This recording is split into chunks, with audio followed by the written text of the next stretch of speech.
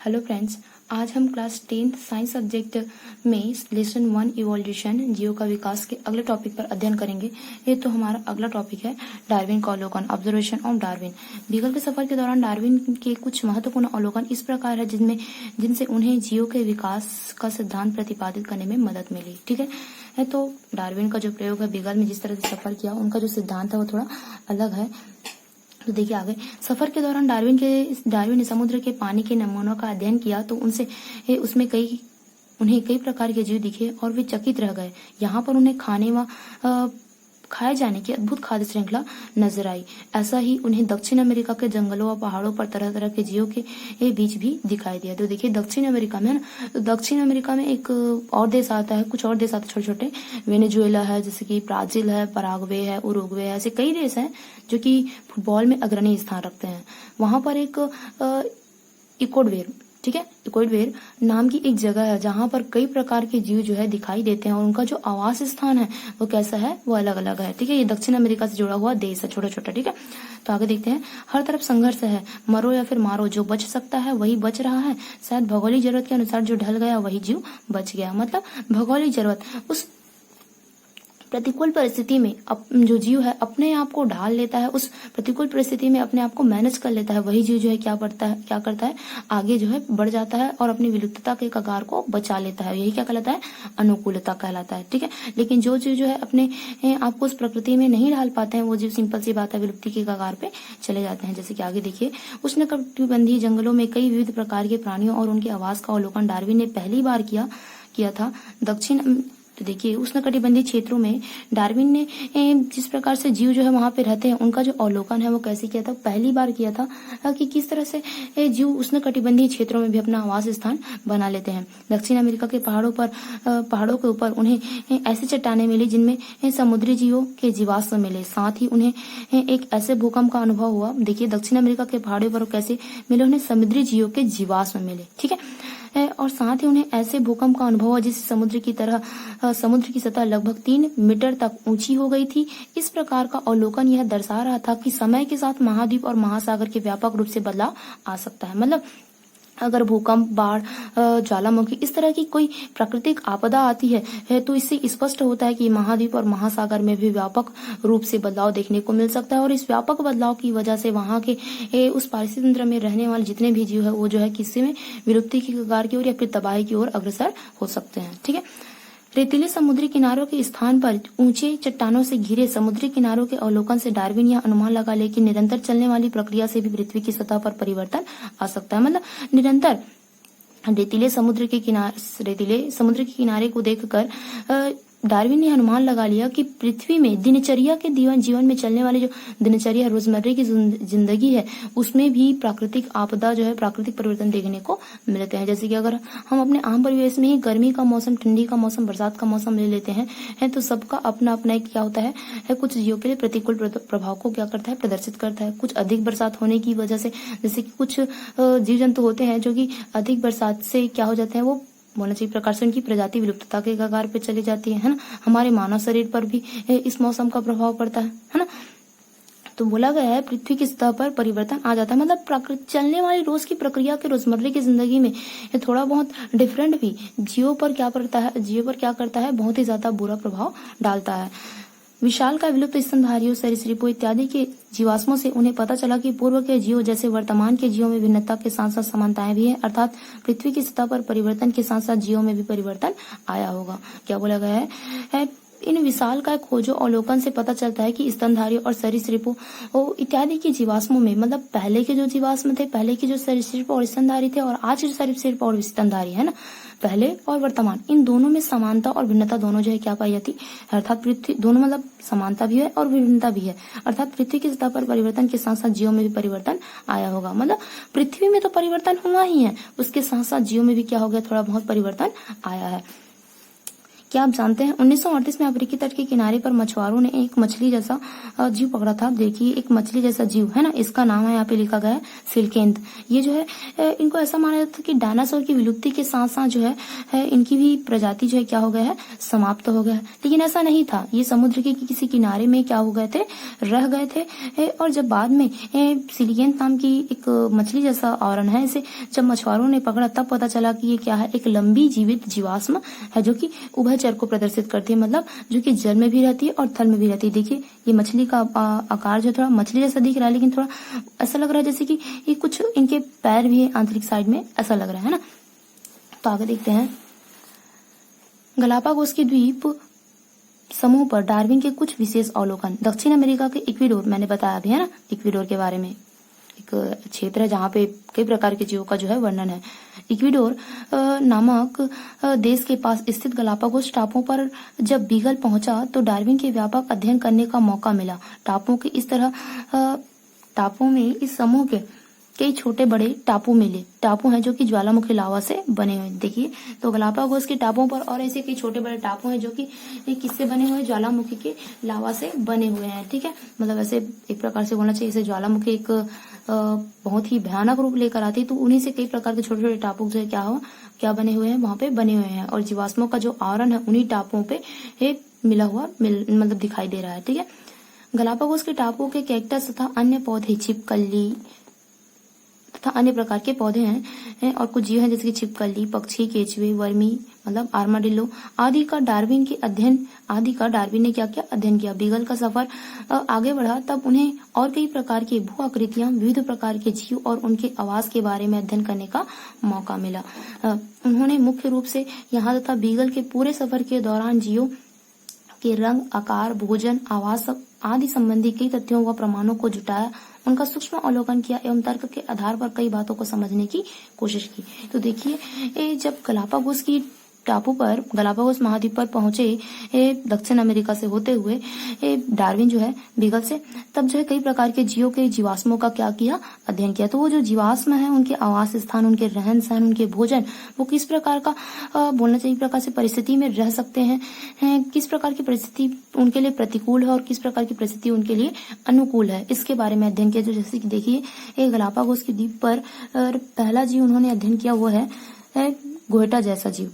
ठीक है, ये देखिए यहाँ पे जैसे दिखाया गया पहले नंबर के चित्र में, जो गोएटा जैसा जीव जो कि 60 से 100 सेंटीमीटर का होता है। ठीक है, अगला है आपका देखिए सेकंड नंबर में हंस जैसा बूबी नामक पक्षी। देखिए थोड़ा सा हंस जैसा दिखाई दे रहा है स्टार्टिंग वाला पार्ट, और ये पीछे का थोड़ा सा हल्का सा है ना, जो कि 70 से 90 सेंटीमीटर का होता है। और अगला है कैक्टस, ये नागफनी, जैसे कि रेगिस्तान वाले स्थान पे, रेगिस्तान वाले भाग में पाया जाता है ना, वही ये जो है कैसा होता है 600 से 700 सेंटीमीटर का होता है। और अगला है फिंज, देखिए गौरैया चिड़िया के जैसा दिख रहा है, जो कि अपने आम परिवेश अपने घरों में देखने को मिलता है वैसी वाला। ठीक है, और चौथा फिंज बताइए। पांचवा है कछुआ, है ना, जो कि 120 से 150 सेंटीमीटर का होता है। उसके बाद में है आगे विविधता, तथ्य और प्रमाण। ठीक है, गलापागोस में डार्विन को तथ्य के रूप में कई प्रकार के जीवाश्म मिले। यहाँ वर्मी मतलब आर्माडिल्लो का जीवाश्म यह दर्शा रहा था कि पूर्व के वर्मी काफी बड़े होते हैं, जबकि यह उस समय डार्विन ने जिन वर्मियों का अध्ययन किया वे आकार में छोटे थे। उनके मन में यह भी बात आई कि समय के साथ वर्मियों में बदलाव आया। तो देखिए जब सबसे पहला तथ्य उन्होंने वर्मी फॉर्म अपेंडिक्स बोलते हैं, वर्मी के जब निकाला तो उन्हें पता चला कि पहले का जो वर्मी है और आज के जो वर्मी है ना, आज के जो वर्मी है वो जो है छोटे आकार में होते हैं, लेकिन पहले जमाने के जो वर्मी है वो कैसे होते हैं, बहुत ही बड़े। जैसे कि यहाँ पे दिखाया भी गया, देखिए जैसे कि आ और बा से आ का है प्राचीन वर्मी, मतलब ये पहले के समय का वर्मी है।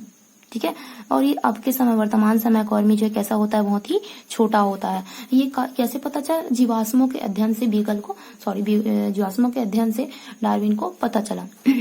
डार्विन ने कई अन्य जीवों के जीवाश्म जैसे कि घोंगे, सरीसृपों, स्तनधारियों के अध्ययन से बताया कि जीवाश्म पूर्व तथा वर्तमान में पाए जाने वाले जीवों के आपसी संबंध के साथ साथ वर्तमान में पाए जाने वाले जीवों के आपसी संबंध दर्शाने वाली महत्वपूर्ण कड़ी है।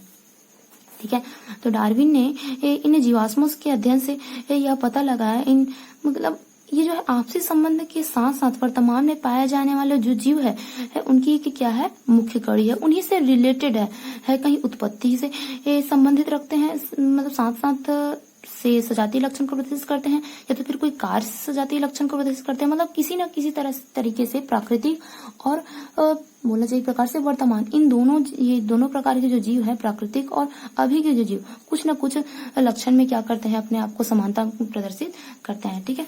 गलापागोस की फिंच जाति के पक्षियों का अध्ययन करते समय डार्विन कुछ और तथ्यों के बारे में विचार करने लगे। फिंच हमारे देश की गौरैया जाति की से मिलते जुलते हैं। गलापागोस में डार्विन ने लगभग 15 अलग तरह के फिंच का अध्ययन किया। उन्होंने देखा कि वैसे तो सारे फिंच एक जैसे हैं, मगर अलग अलग टापुओं पर मिलने वाले फिंच थोड़े अलग थे। खासकर इनकी चोंच और पंख के रंग में बहुत अंतर नजर आया। तो देखिए क्या बोला गया है, डार्विन जो गलापागोस के द्वीप पर 15 अलग अलग तरह के फिंच का अध्ययन किया है ना, उनके जीवाश्मों का, भाई 15 अलग अलग तरह के फिंच के जीवाश्मों का अध्ययन किया। तब उन्हें ये पता चला कि उनकी जो चोंच है वो बहुत ही अलग प्रकार के है ना।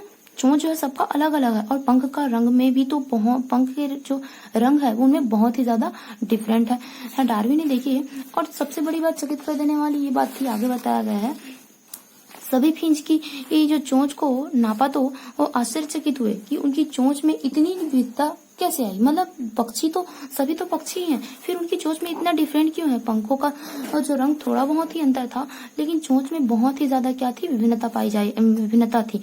ठीक है। उन्होंने देखा कि अलग अलग चोंच वाले फिंच का भोजन भी अलग अलग था। कुछ बीज खाते थे तो कुछ फल, कोई कीड़े खाते थे तो कोई फूलों का रस चूसते थे, है ना।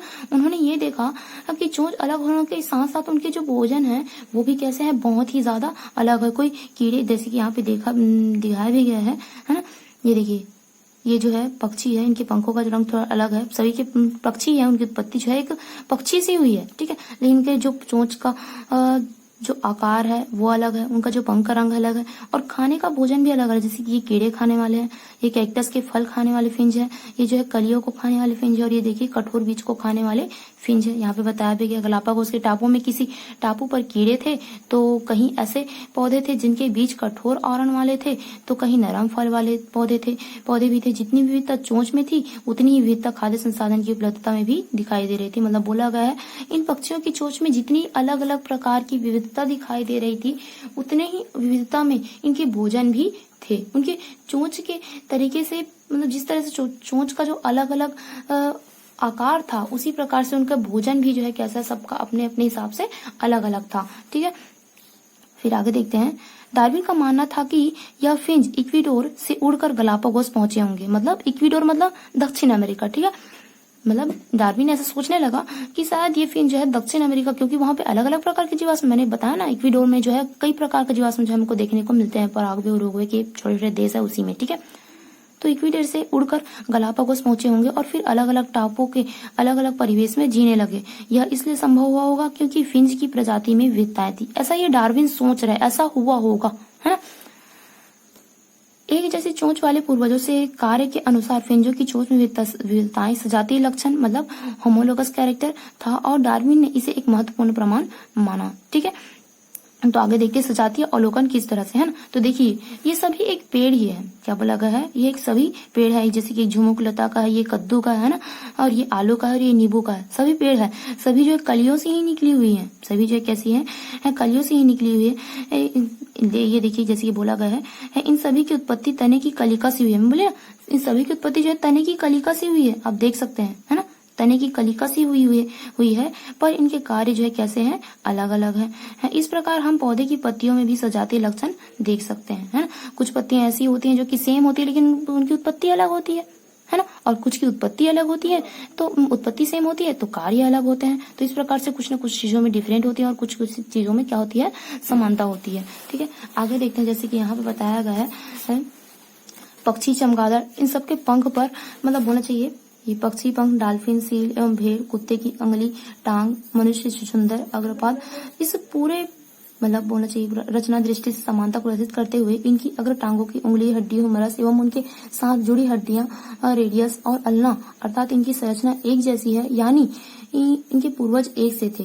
क्या इन सभी के कार्य एक हैं? यदि नहीं तो ऐसा क्यों हुआ होगा? तो देखिए यहाँ पे हड्डियों का वर्णन किया गया, जैसे कि ये पक्षी का है और ये चमगादड़ का है। ठीक है। देखिए दोनों में डिफरेंट है ना, लेकिन जो इनका नाम है, इनका जो कार्य है वो सेम ही है। ठीक है, ध्यान में रखेंगे। और जैसे कि यहाँ पे डॉल्फिन और सील मतलब तैरने वाली मछली है ना, इनकी जो वो आकार है वो अलग अलग है, लेकिन कार्य दोनों का कैसा है, सेम है। और ये है कुत्ता और ये है भेड़, ठीक है, इनका भी देखिए थोड़ा बहुत सेफ आकार अलग है, लेकिन कार्य जो कैसा है, सेम है। दोनों इसमें चलने का काम करते हैं, है ना। और ये छछूंदर और ये मनुष्य, ये दोनों के हाथ का ही है, लेकिन कार्य सेम है, सिर्फ कुछ कुछ चीजों में अंतर पाया जाता है आकार में, है ना, एक प्रकार से बोलना चाहिए।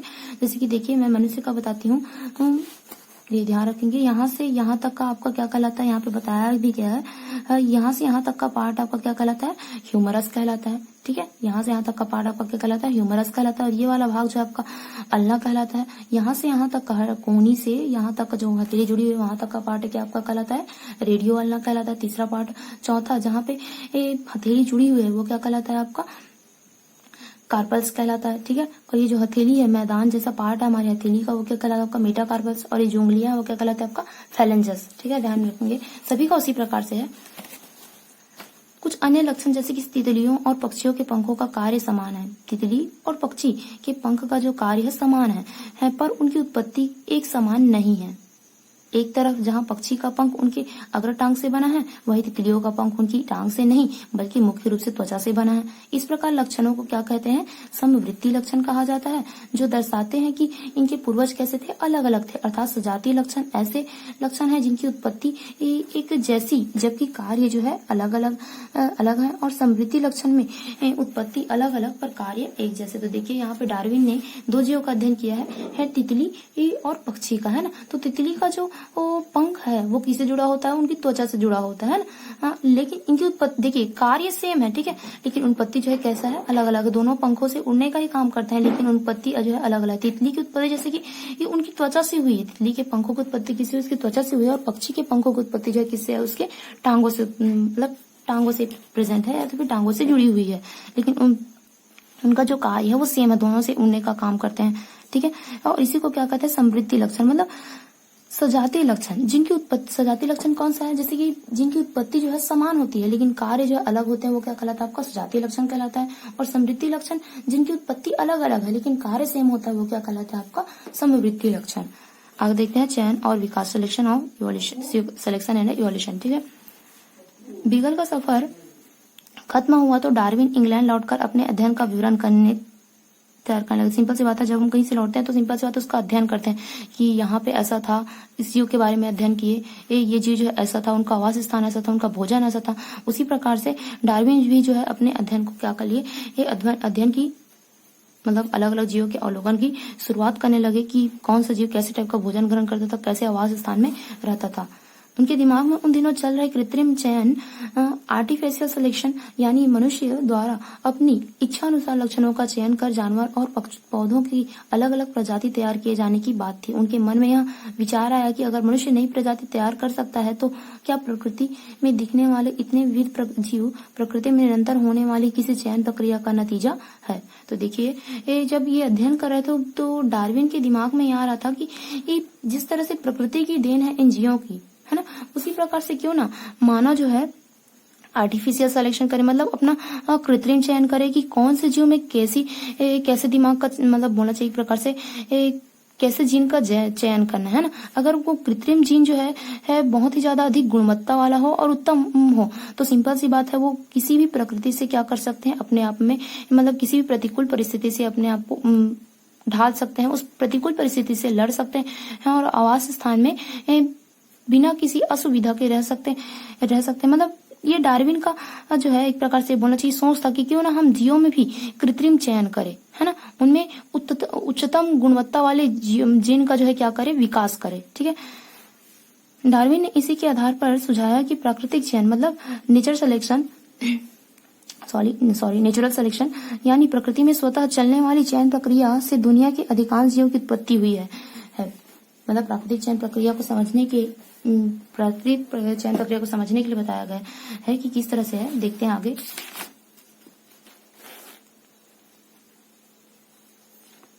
ये देखिए यहाँ पे, है ना, तो कृत्रिम जीवों में किस तरह से ये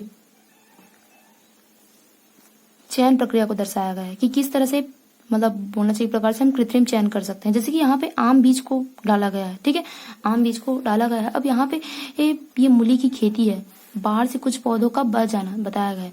तो बाढ़ से देखिए सारे के सारे पौधे बह गए, सिर्फ कितने पौधे रह गए हैं आपके, 2 पौधे रह गए हैं। मूली के खेत में बचे पौधे, अब सिर्फ 2 पौधे जो है बचकर बाढ़ के जस्ट बाद जैसे ही बाढ़ शांत हुआ तो हमें देखने को मिला सिर्फ 2 पौधे हैं।